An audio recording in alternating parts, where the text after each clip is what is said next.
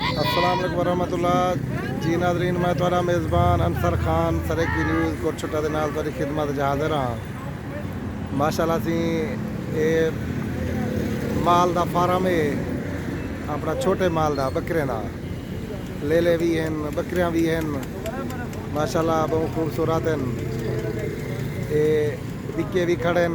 पिछले पासों ब्याह फार्म है इन्हें दा। कहीं दोस्त साहिबान को ज़रूरत होए आके घिन सकते हैं। बोली भी लगती है तो मुख्तलिफ रेट हैं इन्हें दे।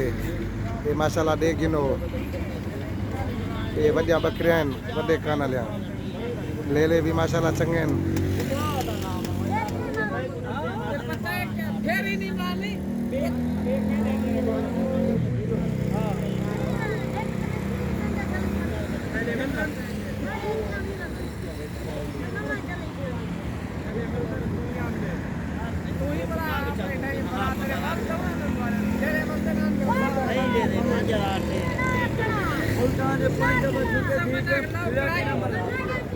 ये बंदा है हाँ यार गाड़ी वाला है।